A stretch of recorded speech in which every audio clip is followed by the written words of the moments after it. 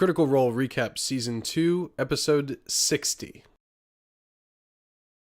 So last week, the Mighty Nein got into a fight with a bunch of stone giants when they went to clear out a mining encampment for one of the members of the Kryn Empire, and they stopped the combat early and managed to speak with them and come to an agreement where they would help the stone giants take back their keep that had been under attack by some sort of demonic creature. So the Mighty Nein went with the Stone Speaker, the leader of this giant clan, back to their keep. There they came into combat with some abyssal creatures, most notably the Chasmes, which are these enormous fly-human hybrid abyssal demons. They killed them, but then at the end of the episode, a jellyfish-type creature came wafting in and reanimated one of the nearby stone giant corpses.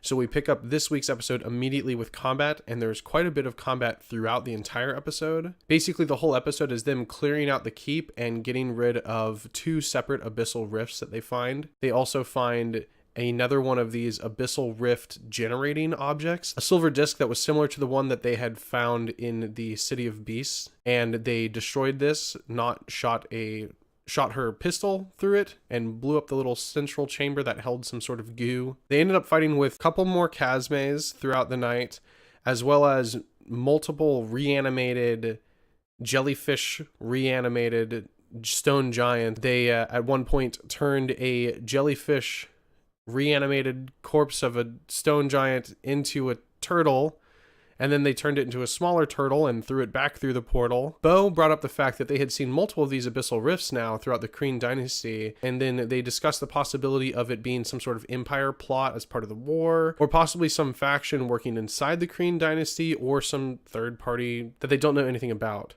They did find a small piece of blue cloth that was attached to the device that would generate these portals, and Bo compared it to her own robes, and it didn't quite match the color, but that maybe is the first clue that they found indicating who is possibly spreading around these devices, or at least the person who put that device there. After they had killed some of the giants and abyssal demons, Caleb used his flaming spear to burn up some of the corpses in a huge bone pit.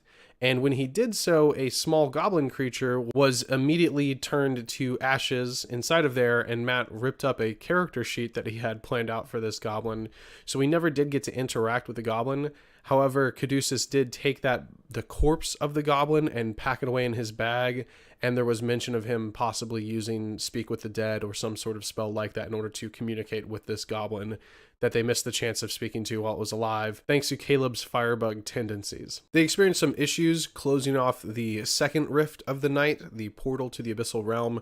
However, they did eventually manage it by killing everything and destroying the portal generator. And then by the end of the night, they had completely cleared out this stone giant keep and returned the home back to more or less its original state, now without the invading forces.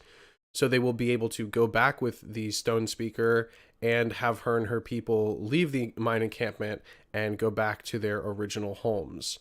And that's where the episode ended, with them having finished clearing out the abyssal presence in the stone giant fortress and basically just bedding down for the night to get a bit of relaxation while they think about who might be behind these abyssal happenings that are going on in the Kryn dynasty. During their night of sleep, at the end of the episode, Yasha had some more of her storm dreams as a storm rolled into the horizon. She was shown a bunch of dead bodies, many of which of the Mighty Nein and just friends, people that she had encountered in the past, and didn't really understand what the dreams meant.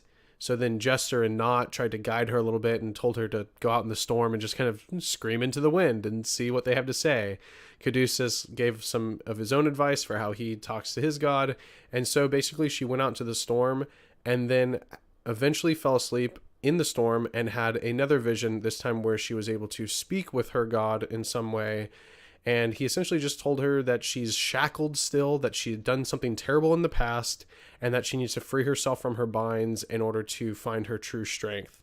So during the dream, she attempted to break the shackles that were on her in her dream, and as she came close to breaking the shackles, her wings started to grow back in, because they're kind of just tattered remains of wings when she brings them out, but the feathers started to come back in as she nearly released herself from her shackles. She didn't quite manage it, but the god was happy with her progress and told her to keep growing and that she would find her true strength in the near future. Caduceus also asked the stone speaker, while they were on the topic of dreams, as the stone speaker spoke of how she would use dreams to interpret them and try and predict the future and help her people, if she knew anything about any sort of forge in the hills or something like that, because apparently Caduceus is also searching out some sort of forge of some kind that we don't really know much more about it than that. So it does seem like Caduceus does have a more specific and concrete idea of what he's looking for, but he hasn't really divulged much to the Mighty Nein as of yet. So we ended the episode with them all asleep and Yasha having her storm dreams. But yeah, that was pretty much it. So thank you for watching, and I'll see you next time.